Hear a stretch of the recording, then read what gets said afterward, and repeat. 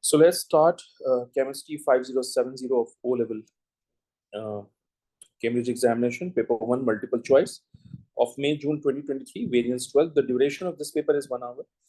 We have 40 questions in this paper and we need to attempt all of them, which means one question has 1 mark. All right. We cannot use correction fluid or eradicator, or we do not need to write in the barcode as well. We can use the calculator, but again, for the record of your answer, you need to choose soft pencil, all right, on the answer sheet. Cannot apply any black or blue pen. Second thing, periodic table for this paper is given at the end of the question paper, and you need to prepare qualitative analysis lecture, which includes identification of cations, identification of anions, solubility and test for different gases, and flame test for different metals, because these qualitative notes are not going to give you in this paper. So you need to prepare all of them. All right. In short, you need to prepare experimental chemistry chapter. Let's see what we have. Let's start with question number 1. Sample of iodine is at room temperature and pressure. By the way, iodine at room temperature is solid. If it is solid, obviously the particles are closely packed together. All right. Which statement about the particles in this sample is correct? So obviously particles are closely packed together.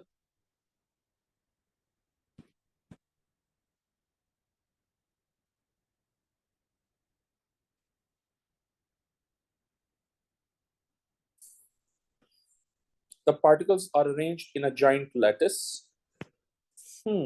No, because iodine is basically I2. It has a simple molecular structure. It doesn't have a giant lattice. Okay, so option A is incorrect. The particles have zero kinetic energy. At room temperature, we should have some sort of kinetic energy, so it can't be zero. All right, so B is incorrect. Particles move randomly through the solid. When solid is basically the state, obviously particles are closely packed together. If particles are closely packed together, they cannot have random motion. All right, so obviously option C is incorrect, and therefore D is going to be the right answer. Let's talk about D. The particles vibrate about a fixed position. That's the characteristic feature of particles in solid state. All right, that's what we have done in the lecture as well. So obviously D is going to be the right answer. Element Z, nucleon number 31, forms NZ3 minus. Where is Z found in the periodic table? I've told you in the class. I've told you that if any element carries 3 minus charge, then it means element belongs to group 5 of the periodic table. Because to complete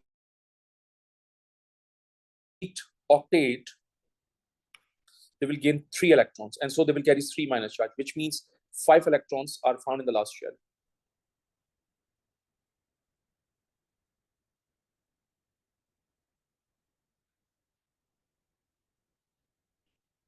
Okay, so element belongs to group 5 because element contains 5 electrons in the last shell.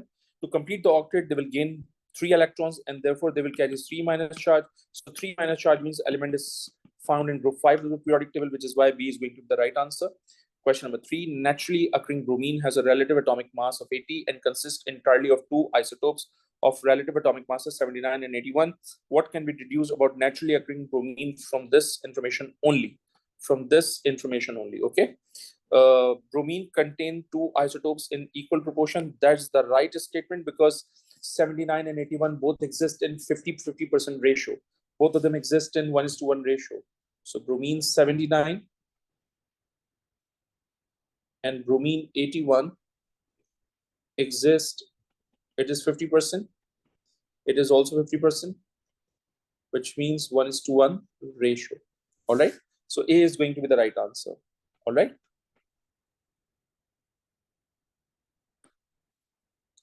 Question number 4. Element X and element Y reacts together to form a compound the electronic configuration of X and Y. X contain 3 electrons in the valence shell. If X contains 3 electrons in the valence shell, obviously element belongs to group 3 of the periodic table. If element belongs to group 3, obviously it donates 3 electrons from its valence shell.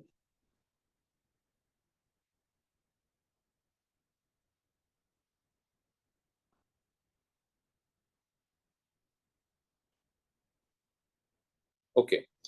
Now another information is we have element Y and it contains 6 electrons in the valence shell, which means belongs to group 6.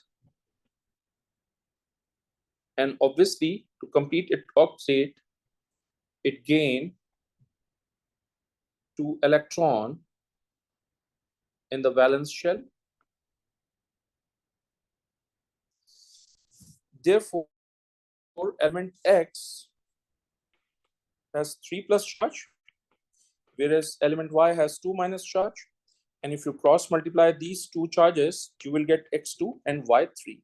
And obviously, this X is going to be the metal, Y is going to be the non-metal. And when metal and non-metal combine together, then obviously an ionic bond is formed, which means this compound is basically the ionic compound. It exhibits ionic bonding. So if it exhibits ionic bonding, obviously X loses electron, whereas Y will gain electron, all right, during the entire making of this compound. So let's see what we have in the options. So first of all, bonding should be ionic. So which is either B or D would be the right answer. Let's talk about the options here in B. 2 atoms, each loses 3 electrons. That's right, because we have 2 atoms here and each loses 3 electrons, right, from this explanation. So this statement is right. Let's talk about why. 3 atoms. Exactly, we have 3 atoms in the formula and each receives 2 electrons, and obviously it will gain 2 electrons. So this statement is also right. So I believe B is going to be the right answer. Why not D? Let's talk about that. Obviously, A and C are out of context because they exhibit covalent bonding, which is not possible. Let's talk about D. 2 atoms of each receives 3 electrons. So cannot receive, loses 3 electrons, which is why D option is incorrect. Okay. Question number 5. Which molecule has the largest number of electrons involved in covalent bonding? C, covalent bonding, which means you need to write the structure first of all for every molecule. I've told you in the class that one covalent bond has 2 electrons. This is methanol. Methanol has a structure like this. And this is N2, which has triple bond. So examiner is looking specifically for covalent bonds, all right? Largest number of electrons involved in the covalent bonds. So how many bonds we have? We have 1, 2, 3, 4, 5, 6 bonds. So how many electrons we have? 12 electrons. We have total 4 covalent bonds, which means we have 8 electrons here. 1, 2, 3, 4, 1, 2, 3, 4, 5 bonds. We have 10 electrons here. And triple bond means we have 6 electrons here. So maximum number of electrons in the covalent bond is 12, which means A is going to be the right answer. Okay. I hope you get the point, you get the logic. Question number 6. X is the arrangement of bonds around a carbon atom in graphite. X is the arrangement. X is the arrangement. If you remember, I told you that graphite has a planar hexagonal arrangement.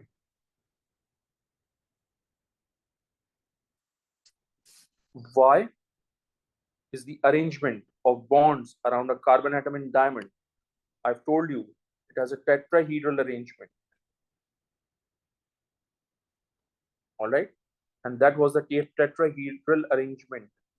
This carbon, that carbon, that carbon, this carbon, and that was the carbon. So that was the tetrahedral arrangement of diamond. Z is the arrangement of bonds around a silicon atom in silicon dioxide. The silicon dioxide has a structure like this. silicon, oxygen, oxygen, oxygen, and oxygen. And also, it has a tetrahedral structure because it has the same structure like diamond. Okay. So which arrangement of bonds are the same? So examiner is looking for the same arrangement of atoms. And obviously, graphite has a layer shape, hexagonal, planar arrangement of atoms, whereas diamond and silicon both have tetrahedral arrangement of atoms. So diamond and silicon have the same arrangement of bonds, which means Y and Z could be the right answer. And Y and Z could be the right answer, meaning C is going to be the right answer. Okay. Question number 7. What is the equation for the reaction between sodium carbonate and dilute nitric acid? By the way, this option is incorrect because formula of sodium carbonate is incorrect. Okay. Same with B, formula of sodium carbonate is incorrect. Now the next is option C is incorrect because nitric acid has a formula of HNO3, not H2NO3. The formula is incorrect. And obviously D is going to be the right answer because the formula of sodium carbonate is right. The nitric acid formula is fine.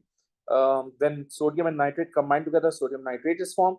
H2 and oxygen combine together to give water and this carbon dioxide, which means this equation is also balanced, and therefore D is going to be the right answer. Which statement about relative atomic mass and relative molecular mass are correct? The mass of the different isotopes does not affect relative atomic masses. That's incorrect. If we have different mass, isotopic masses, obviously we will get different relative atomic mass. So it does have, does not, it does have. Okay. Only covalent compounds have a relative molecular mass. That's correct, because covalent compounds have a relative molecular mass, whereas for ionic compounds, they have a relative formula mass. Okay. Now, the next statement is relative atomic masses are compounds to 1/12 the mass of an atom of carbon-12. By the way, that's the definition, which is also correct. So I believe 2 and 3 is the right option, and C is going to be the right answer. Okay. Aqueous hydrogen peroxide decomposes slowly at 25 degrees Celsius. The decomposition reaction takes place faster when a catalyst is added. A student adds a small amount of catalyst to 10 cm cube of 1 mole per dm cube H2O2 and collects the gas. Form. The volume of gas collected is 90 centimeter cube. All measurements are at room temperature and pressure. What is the percentage yield of oxygen? By the way, this is the practical yield.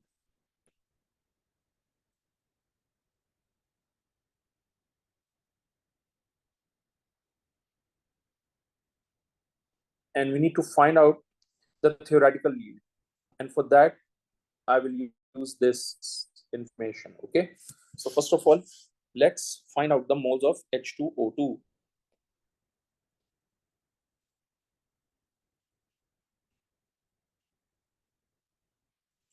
So it's basically 10 into 1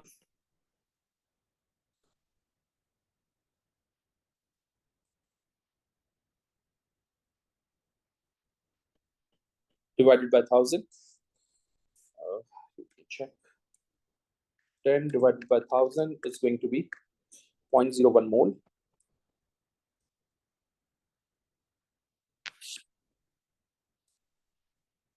Now, according to the equation, H2O2 and oxygen has 2:1 ratio. It is 0.01 versus volume. So moles of oxygen is basically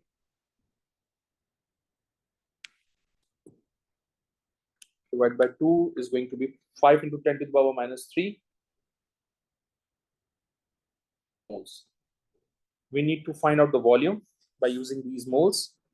The volume of oxygen is basically 5 into 10 to the power minus 3 into 24,000, because at RTP we have 24,000 cm cube. So into 24,000 cm cube, which is going to be 120 cm cube. Okay. Now, let's find out the percentage yield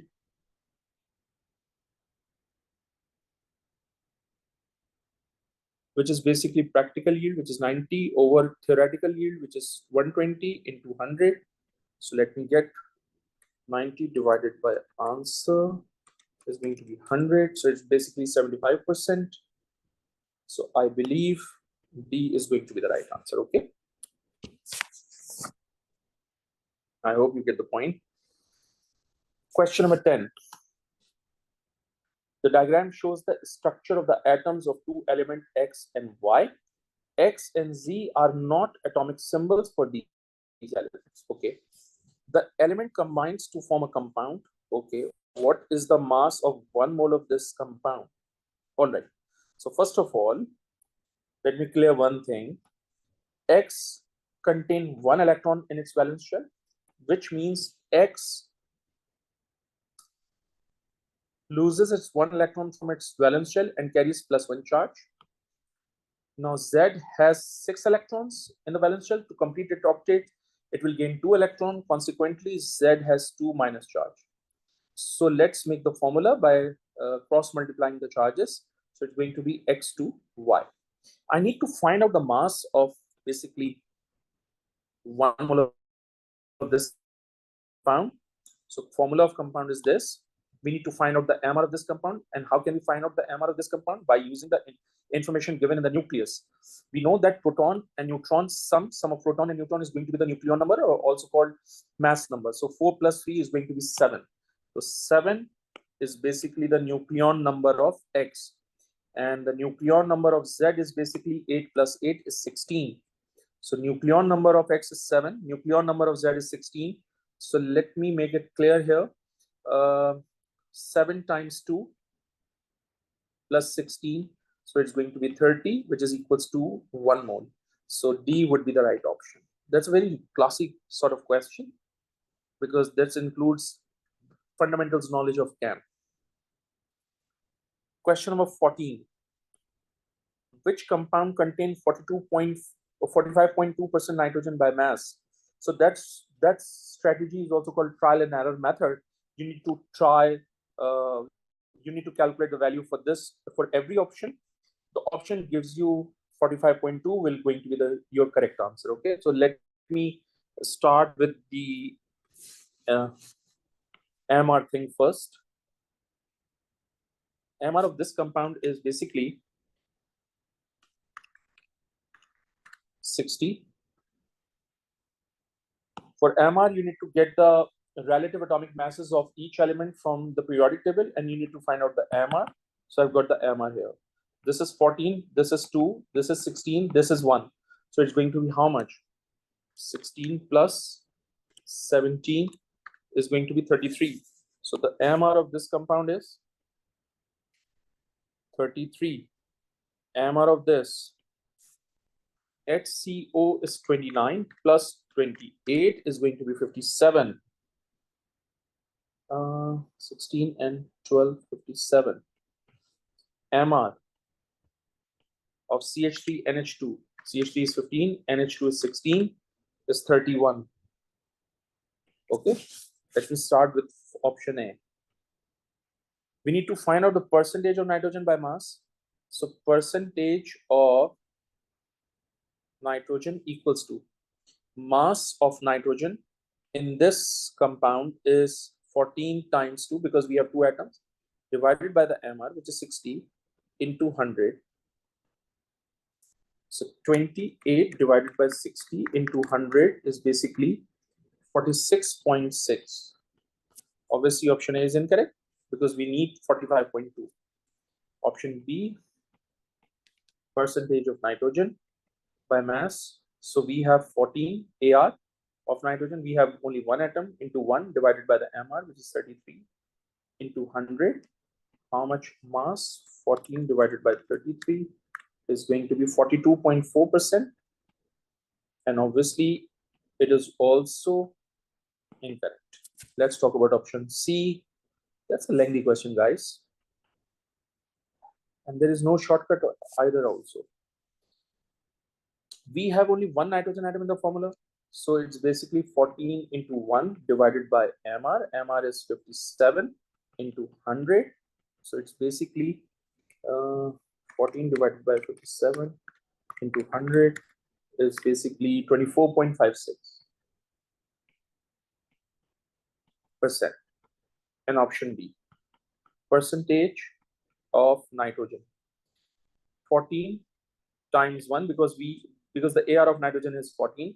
We have one atom in the last option, divided by the MR, which is 31 into 100. My goodness, 14 divided by 31 into 100 is going to be 45.16, which is going to be 45.2%. So that's the exact percentage. So obviously C is also incorrect. D is going to be the right answer. Okay. Oh, that's my favorite. Aqueous copper to sulfate is electrolyzed using copper electrodes. The current is constant and the anode is weighed at regular time interval. Guys, remember one thing. The electrolyte is aqueous copper to sulfate, which means we have copper ions, we have sulfate ions, we have hydrogen ions, and we have hydroxide ions in the electrode. Okay. Also, you need to remember that we are using copper electrode, which means cathode and anode both are made up of copper electrodes. Now, copper is closer to the line of discharge, which means it will move first from the electrolyte. So copper ions will discharge at cathode. The copper ions will get reduced, or in other words, you can say copper ions will gain electron and convert it into copper metal. So that is at cathode. Okay. Since anode is made up of copper and copper is a reactive metal, and at anode oxidation takes place, which means the copper electrode is oxidized itself and converted into copper ions. So with time, mass of anode decreases, whereas with time the mass of cathode increases. All right. Examiner is looking for a graph in which the mass of anode is plotted against time. Since the mass of anode decreases with time, which means option C is going to be the right answer. Okay. That's what we have done in the class. Question number 13. What is the chemical product of a hydrogen-oxygen fuel cell?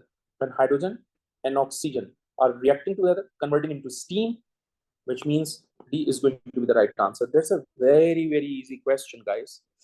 Question number 14. Hydrogen can be produced by reacting methane with the steam. Using the bond energies in the table, what is the enthalpy change of reaction? Okay, so we have done this in the class. Fortunately, delta H equals to. These are the reactants and these are the products. By the way, methane is CH4. And water has a structure like this.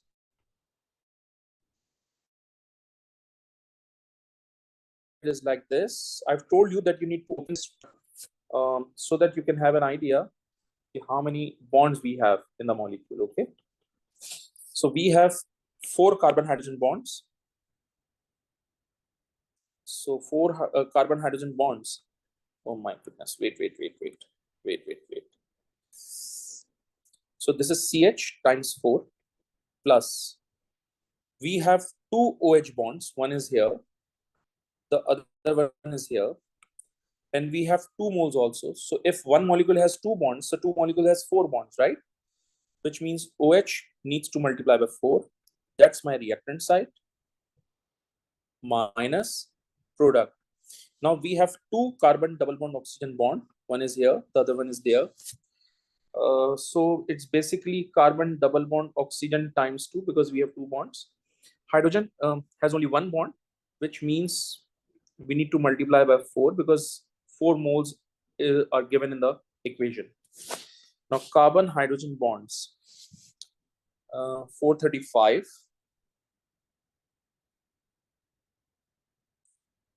into 4 plus 463 times 4 minus carbon double bond oxygen is 805 times 2 plus hydrogen is 436 times 4. Let me calculate this value. 435 times 4 plus 463 times 4. Okay.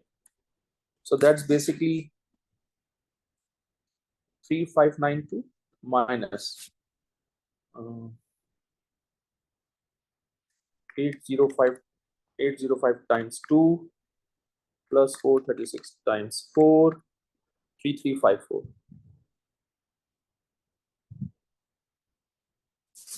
So it's basically 3592 minus answer is going to be plus 238 kilojoules per mole. So plus 238, C is going to be the right answer. Okay. What is the best way of slowing down the reaction? By the way, we are slowing down the reaction, okay, between magnesium and sulfuric acid. Adding a catalyst increases the rate of reaction. So we need to slow down. So catalyst increases the rate of reaction. So option A is incorrect. Diluting the acid used in the reaction. I can say that if I dilute the acid, obviously concentration is going to be decreases.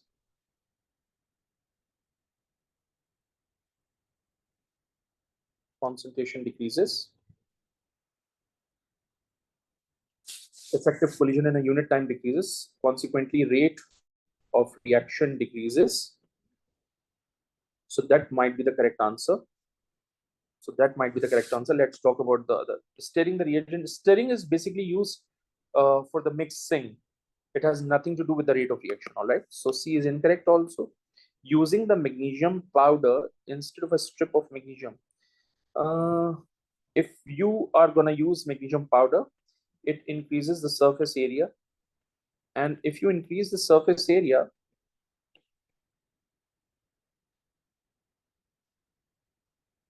obviously rate of reaction increases and we need to slow down, which means this option is also incorrect. And I believe B is going to be the right answer for question number 15. Now let's move on to the question number 16. The volume of gas produced by the reaction of 100 cm cube of hydrochloric acid with an excess of calcium carbonate measured in 2 experiments. By the way, excess amount of calcium carbonate is used to make sure that all of the acid has been neutralized or all of it has been consumed during the reaction. Okay, the volume of gas are measured at RTP and the results are shown. In experiment 1, volume of gas slowly and gradually increases, but obviously at 180 and 300 seconds there is no change in volume, which means at 150 seconds reaction has stopped. No, at 180 seconds reaction had stopped and no more gas is produced because the volume will remain same after that. Okay, so at 180 seconds the reaction has been finished, reaction is fully finished and no more gas is collected in the gas range. Now in experiment 2, you can see that the volume of gas increases, and again at 180 seconds reaction is finished, which means both the experiment takes same time to complete the reaction, right? So both the experiment have same rate of reaction. First of all, no, not same, because 180 seconds and 180 seconds, 300 seconds, 300, yeah, same rate of reaction. But the thing is, they're getting different volumes, right? They're getting different volumes. So there must be a change in experiment 2, which is why we are getting different volume. In other words, we can say we are getting greater volume as compared to experiment 1, right? Greater values in experiment 2. So what is going to be the condition? Because which one change in condition to experiment 1 gives the result for experiment 2? Assume all other conditions are unchanged. So if surface area is same, if volume of hydrochloric acid is same, then why are we getting more volume in experiment 2 instead of experiment 1? We are getting more volume because the concentration of hydrochloric acid in experiment 1 should be greater than experiment 1. And I believe A is going to be the right answer. Okay, the higher the concentration, higher the effective collision, and obviously volume of gas obviously increases in experiment 2. Why not A? Because a greater volume of acid is used. If volume of acid is greater, then obviously concentration is lower. And if concentration is lower, obviously you cannot have more volume in experiment 2. Okay. Smaller pieces of calcium carbonate are used.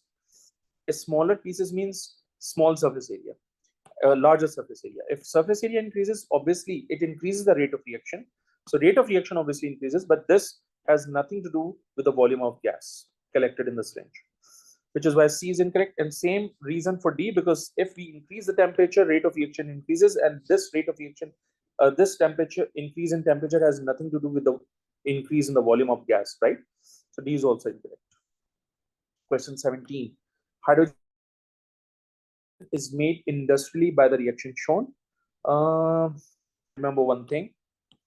We have two gaseous moles and we have two gaseous moles and we have delta H negative. Statements about this industrial process are given. A high pressure can be used to increase the rate of formation of hydrogen. A high pressure can be used. A high pressure can be used. So if pressure increases, obviously rate of formation of hydrogen also increases. That's correct, because effective collision in a unit time increases and so rate of reaction increases. So first statement is right.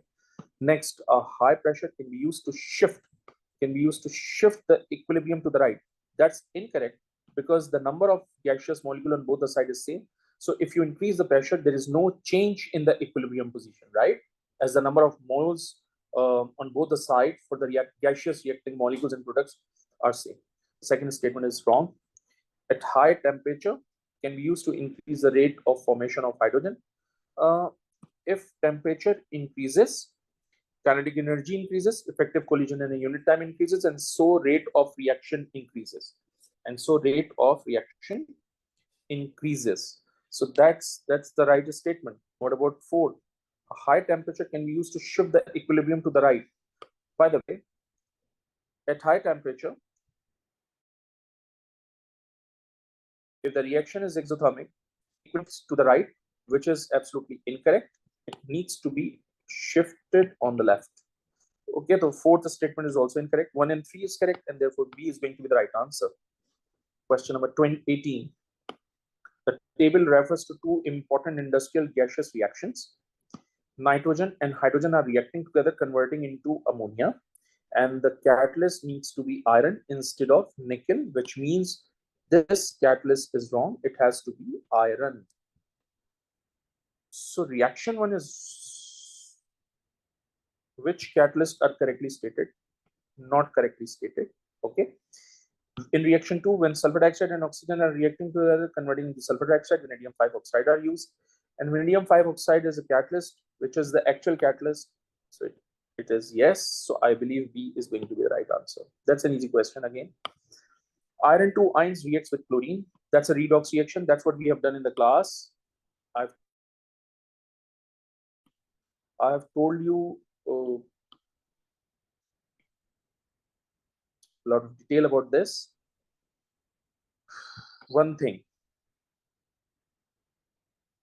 chlorine is an oxidizing agent because halogens are oxidizing agent.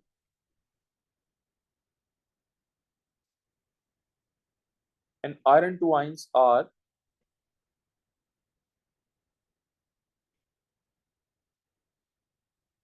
reducing agent.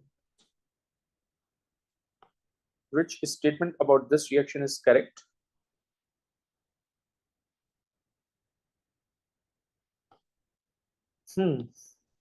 Chlorine is reduced by iron 2 ions. That's true, because iron 2 ions is a reducing agent.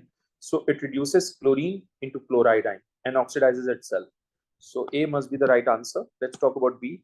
Chlorine is the reducing agent. Absolutely incorrect. Let's talk about C. Iron 2 ions are reduced by chlorine. Chlorine is an oxidizing agent, so it oxidizes iron 2 ions, not reduce, which means C is incorrect. Iron 2 ions are the oxidizing agent, obviously incorrect because it's reducing agent. Okay. Question number 20.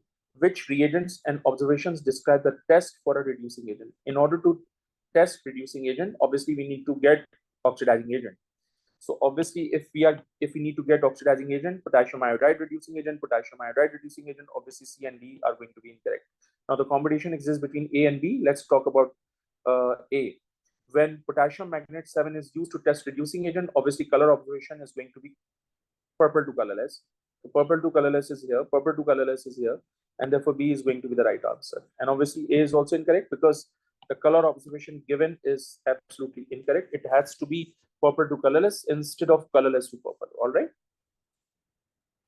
So we have done 20 questions.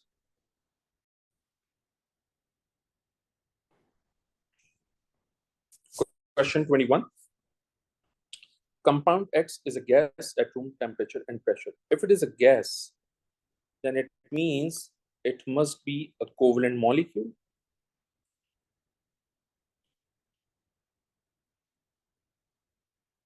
or covalent compound. All right. At room temperature, X dissolves in water to give a solution with a pH of 4. If the pH is 4, then it means this gas is acidic,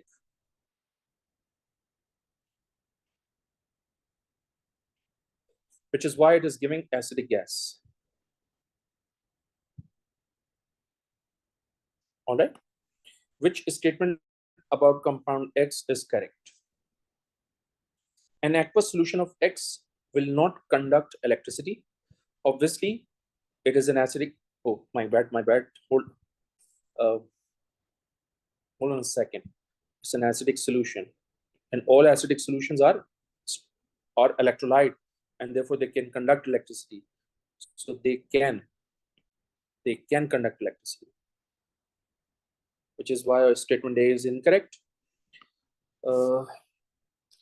Atoms of a metallic elements are present in X. Since compound X exhibit covalent bonding, which means it does not have a metallic element, and therefore B is also incorrect.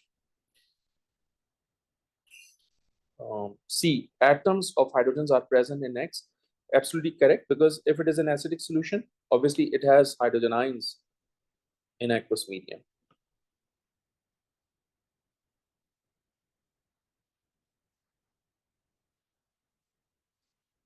Now the last is X is ionically bonded. No, it is a covalent molecule. It is a covalent compound, which means D is also incorrect. Question number 22. Which statement about hydrochloric acid is correct? Hydrochloric acid reacts with magnesium carbonate to form 3 different products, and that's absolutely correct. And what are these 3 products? The first one is magnesium chloride, which is your salt. The second one is carbon dioxide, and the third one is water. So I believe A is going to be the right answer, but let's discuss other options as well. Hydrochloric acid reacts with magnesium to form magnesium chloride and water. So technically, water cannot be the product because hydrogen gas is given off in such cases, which is why B is incorrect. When hydrochloric acid is added to colorless solution of thymolphthalene, it turns blue. In acidic solution, it remains colorless. In acidic solution, it is colorless. Okay. When hydrochloric acid is formed with ammonium chloride, ammonia gas is formed. Hydrochloric acid cannot be the reagent through which ammonia gas is formed, because according to my lecture, if any ammonium salt react with any alkali, so instead of hydrochloric acid, it has to be an alkali, which means this reaction is not gonna possible, and therefore D option is also incorrect. Question number 23. The addition of calcium hydroxide to soil reduces its acidity, all right, but also reduces the efficiency of fertilizers. Which 2 equations explain this?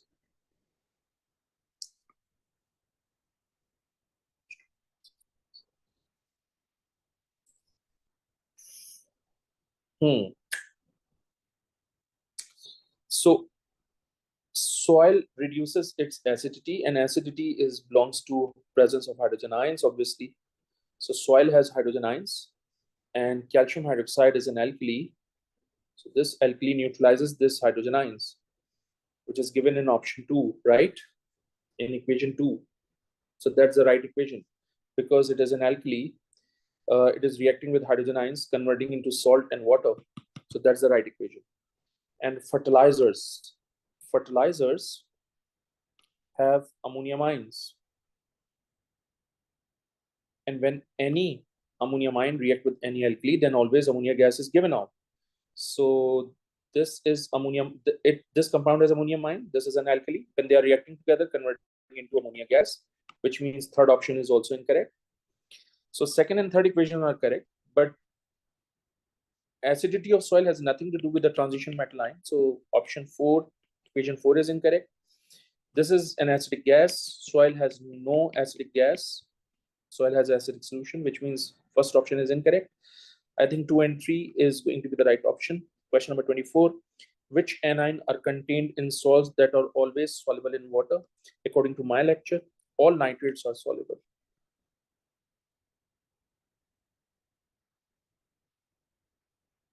All nitrates are soluble, which means C is going to be the right answer, okay? 25. The element phosphorus P is immediately below nitrogen in the periodic table. It forms an oxide with the empirical formula P2O5.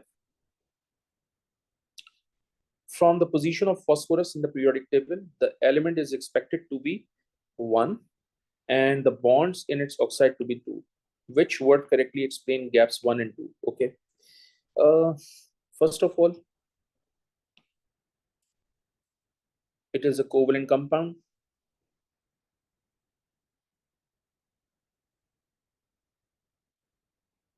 All right, which means it has covalent bonding.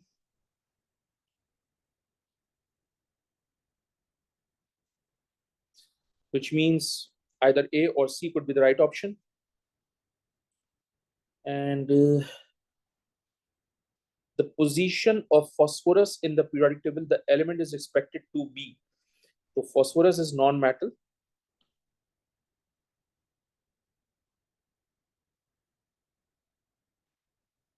Okay. So C is going to be the right answer then. Question number 26. Which statement is correct? Group 1 element are less reactive than group 2 elements in the same period because they only need to lose 1 electron to have complete shells.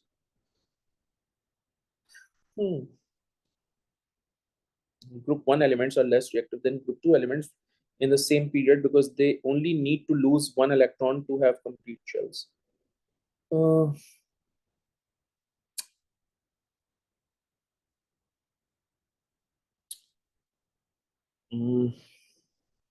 That's the technical point.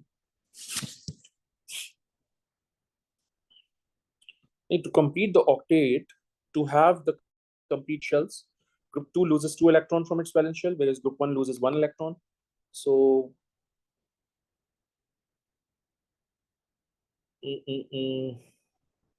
oh, that's incorrect.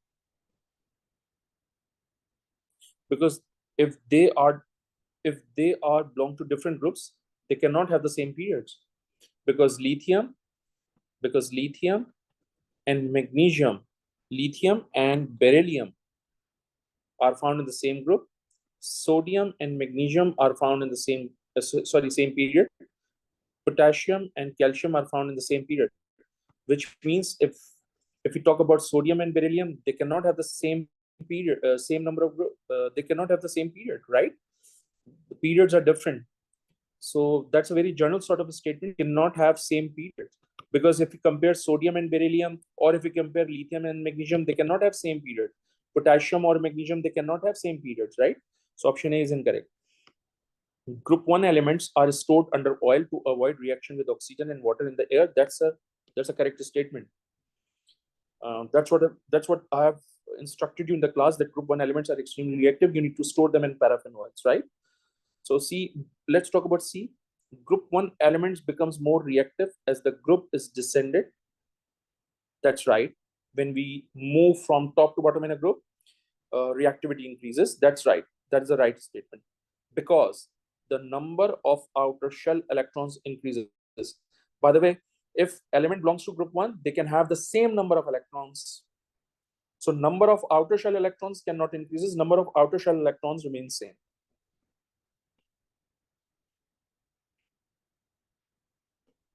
C is incorrect. Melting point of group 1 elements decreases. Okay. As the group is descended, because there is more attraction between positive ion and C of delocalized electron. If there is more attraction between positive ion and C of electron, obviously, in order to overcome this attraction, we need more amount of energy. And if we need more amount of energy, obviously the melting point would be increases. So obviously it shouldn't be decreases, it needs to be increases. Okay.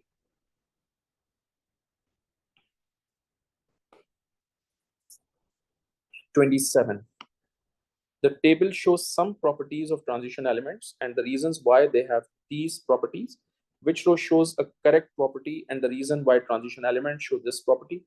Iron has two common oxidation state, 1 and 2. So guys, this needs to be 3 and 2 instead of 1 and 2. Okay, so option A is incorrect. Nickel can be used as a catalyst. That's right. Why? The use of nickel raises the activation energy of the reaction. So guys, it's not gonna raise the activation energy, it lowers the activation energy. That's a function of the catalyst, right? So option B is incorrect. The reaction of aqueous sodium hydroxide with the salt of a transition element can be used to identify the element.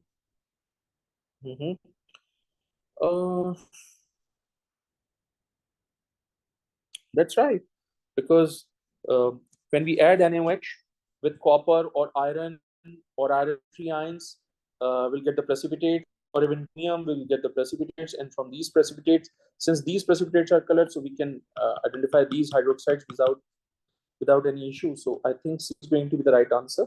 But let's talk about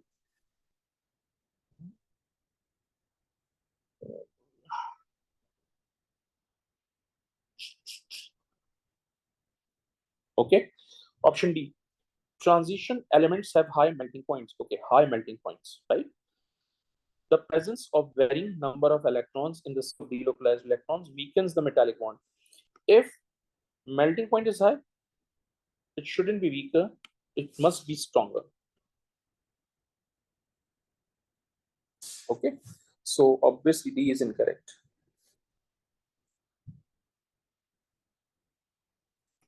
Which equation is correct? So when copper and oxygen reacting together, copper oxide is formed. Since we have two copper here, so we didn't write 2 here, so it's an unbalanced equation. Obviously, it's incorrect. When magnesium and sulfuric acid are reacting together, magnesium sulfate and hydrogen gas is given off. This is solid, this is aqueous, this is aqueous, this is gas. So this equation is going to be the correct option for us. When sodium is treated with water, it will turn to sodium hydroxide and hydrogen gas. Guys, sodium hydroxide is NaOH, it is not NaO, which means formula is incorrect. So option S. When zinc and nitric acid reacting together, converting into zinc nitrate and hydrogen gas, because the formula of zinc nitrate is Zn NO3 taken 2. The formula was incorrect, which means the option is also incorrect. Question 29. Metal X reacts with cold water to form a gas. Okay. Zinc displaces metal Y from solution of its salt. All right. The carbonate of zinc metal Z is insoluble. What could be the identities of X, Y, and Z? So metal X reacts with cold water to form a gas, which means metal X is more reactive than hydrogen. X is reactive than hydrogen. And obviously copper is less reactive, so it cannot react with cold water. But sodium is reactive, it can easily react with cold water. So competition exists between, so far, A, B, and D. Let's talk about Y. Y. Zinc displaces metal Y from a solution of its salt, which means zinc is more reactive than Y.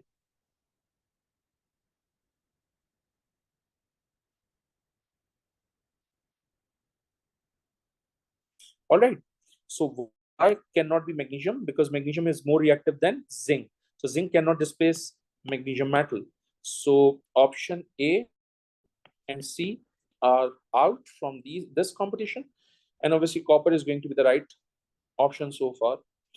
Z, the carbonate of metal Z is insoluble. The carbonate of sodium is soluble. Sodium carbonate is soluble in water. Sodium carbonate is soluble in water. ये भी soluble. It is also soluble. So obviously this is incorrect. This is incorrect. Copper carbonate is insoluble. So I believe B is going to be the right answer. Okay. Which statement about alloys is correct? They are compounds of two or more metals. Alloys are the mixture of metals and non-metals. They are not the compounds. Okay, so option A is incorrect. They are mixture of metals. That's right. With other metals or non-metals. That's also right. So I believe B is going to be the right answer. They can conduct electricity because they have ionic bonds. Guys, if they have ionic bonds and if they are solid, obviously they cannot conduct electricity because due to the absence of free mobile ions, and since it is not an ionic bond, they don't have an ionic bond, they have a metallic bond actually with a lots of delocalized electrons, which means C is incorrect. They have identified physical properties to the metals they contain. They have identical physical properties. They cannot have identical different physical properties because when you make alloys, obviously the hardness of the alloys are different from their original metals, right? So physical properties cannot be identical. They needs to be different, and obviously D is incorrect. Okay. Piece of magnesium can be attached to the steel hull of a ship to prevent rusting. This is called sacrificial protection. Which statement about sacrificial protection are correct? Iron atoms gain electrons. They cannot gain. All right, they cannot. And because during sacrificial protection, iron will remain unrusted. So I believe first option is incorrect. Now the next is magnesium atom gain electrons. Magnesium is a metal. Metal cannot gain electrons. Metal always loses electrons. So obviously option second is correct. Magnesium is oxidized. That's true because of the loss of electron. And therefore right answer is going to be D.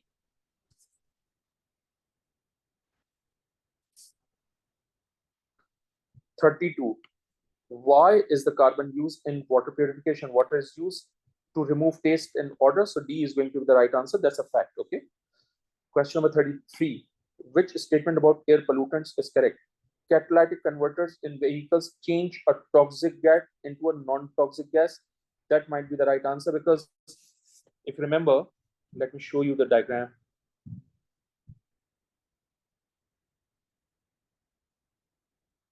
That's your catalytic converter.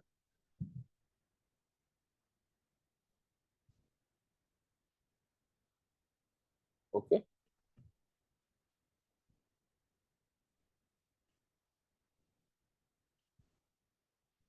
So when introduce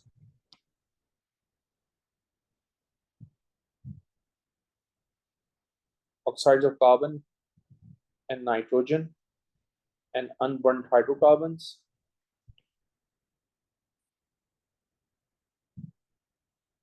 you will get carbon dioxide, nitrogen, and water. And obviously, these are the pollutants. These are not. So from my perspective, first is, option A is going to be the right answer because pollutants there is a conversion from pollutant to non-pollutant. Okay. Flue gas desulfurization uses calcium nitrate. The calcium nitrate use नहीं होता because calcium carbonate in powder form can be used. Okay. So B is incorrect. Let's talk about photosynthesis. Is a process that releases carbon dioxide. Photosynthesis is a process in which carbon dioxide is absorbed, not releases. Okay, so option C is incorrect. Sulfur dioxide is responsible for the photochemical smoke. That's incorrect. Unburnt hydrocarbons are responsible for the photochemical smoke. Sulfur dioxide is responsible for the acid rain, okay, not the photochemical storm. What is the structural formula of propyl methanoate? By the way, this part comes from alcohol and this part comes from methanoate. So this part comes from carboxylic acid.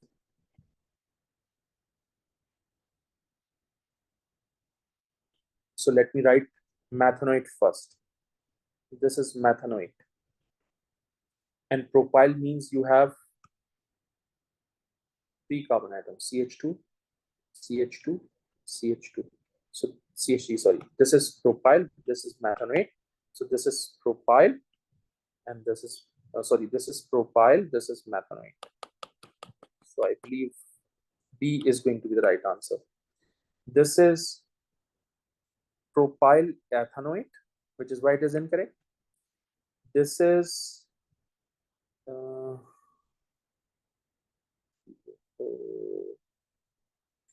this is incorrect because the valency of this carbon is not satisfied.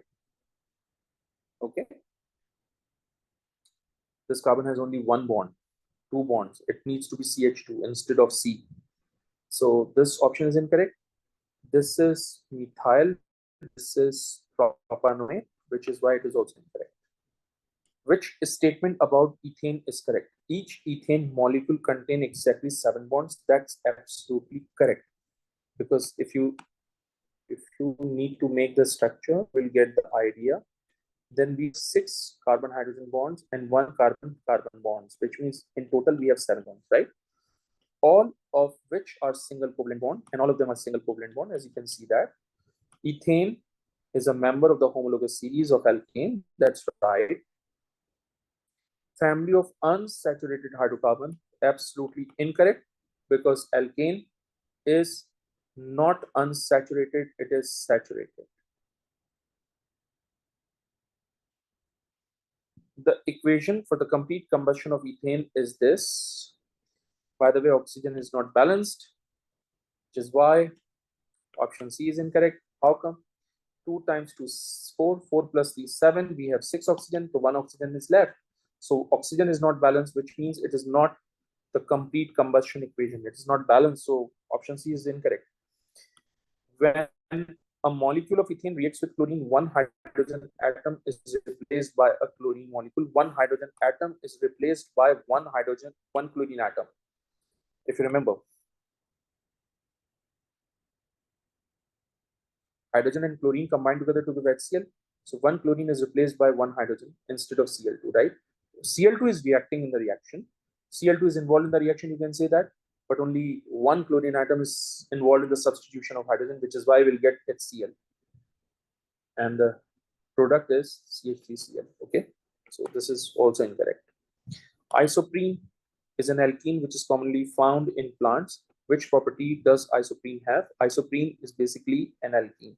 An alkene burns in the presence of air because alkene is a hydrocarbon and all hydrocarbons can react or can burn in the presence of air. Hydrocarbons can burn.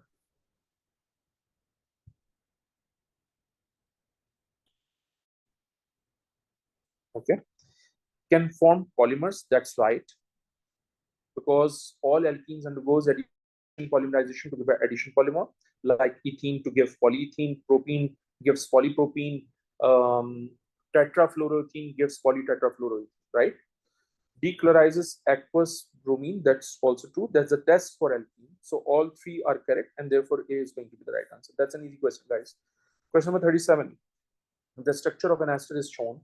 This is basically your propyl, and this is basically your ethanoate. This is your ethanoate, and this is basically your propyl. So basically it's propyl ethanoate. Which 2 compounds react to form this ester?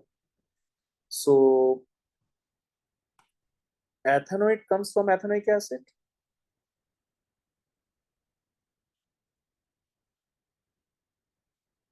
So ethanoic acid is there, right? And propyl comes from propanol, also called propane 1-ol, right? The right answer is going to be C. 25 cm³ of 1 mole per dm cube sodium hydroxide is treated with dilute sulfuric acid using a suitable indicator. 25 cm³ of 0.5, 25 cm³ of sulfuric acid required to reach the endpoint. By the way, first of all, make the balanced chemical equation. NaOH, 2 moles of NaOH reacting with 1 mole of H2SO4, converting into sodium sulfate and water. What is the concentration of the sulfuric acid and which indicator is used? Okay, so what basically is, we need to find out the concentration first. So by using these two values, by using the concentration and volume of NaOH, I can find the moles. Let me find out moles of NaOH. So 1000 cm³ contain 1.0 moles of NaOH. If we have 25 cm³,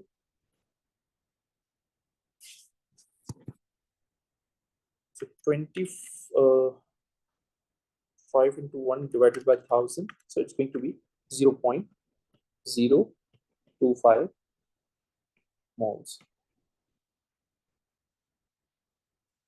Now balanced chemical equation is, so balanced chemical equation shows that NaOH and H2SO4 has 2:1 ratio respectively. So if we have 0.025 moles of H2SO4 is going to be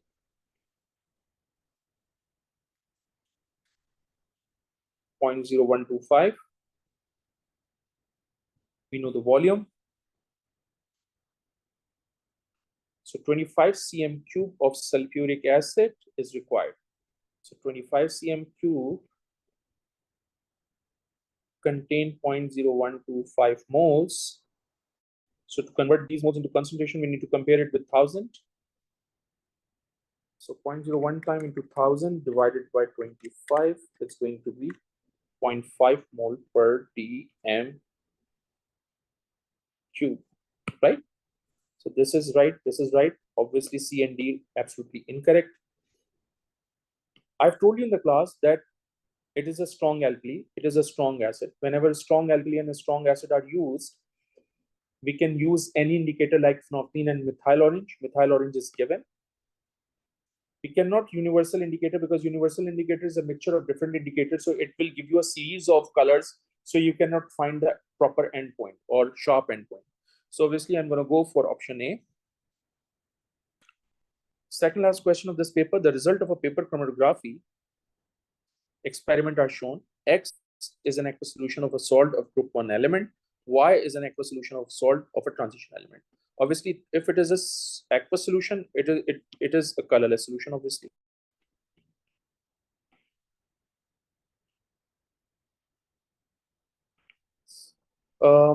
If it is a group 1 element, obviously it is a colorless solution. Oh, my bad, my bad. Hang on. Colored solution. It is colorless solution. Okay.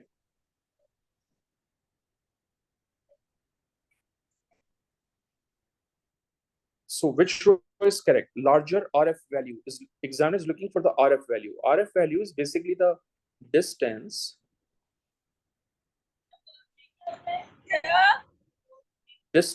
traveled by solute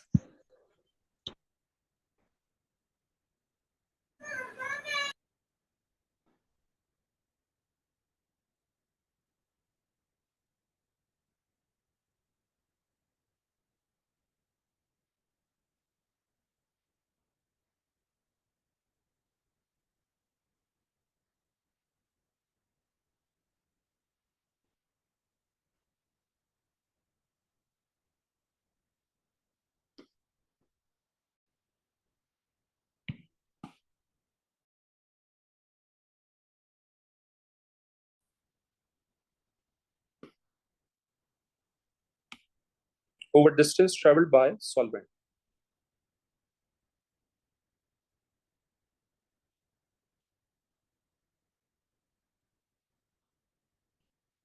All right.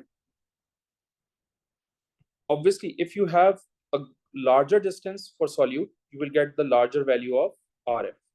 Obviously, this Y covers the most distance, which means distance traveled by solute for Y is greater than distance traveled by solute for X, which means RF value is going to be greater for Y as compared to X. So Y needs to be the greater value for RF because the distance traveled by solute in Y is greater than distance traveled by solute than X. All right. Requires a liquidating agent. Obviously, X has a colorless solution. So in order to determine it, we need a locating agent. All right. So solution, colorless solution, that is X requires a locating agent. If X requires a locating agent, obviously it's going to be C. Again, let me give you one more information. This is the formula of RF. Since the distance traveled by solvent is fixed, which means for larger RF value, we need to consider distance traveled by solute.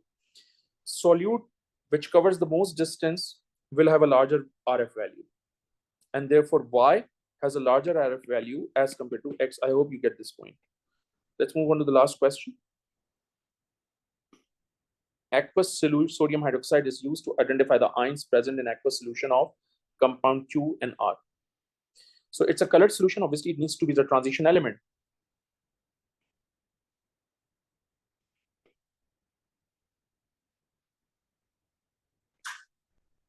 Okay. Whereas when you add few drops of aqueous sodium hydroxide, again, few drops of aqueous sodium hydroxide, you will get the green precipitate. So green precipitate, obviously, for iron 2 ions or chromium 3 plus. All right. So chromium 3 plus ions or ions. So either A or C. While B and D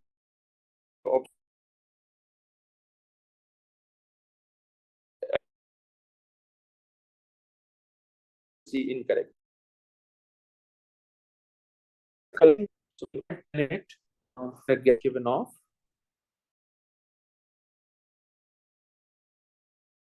Right. So that's a very, very important. It is a condition of H. That means colorless solution must have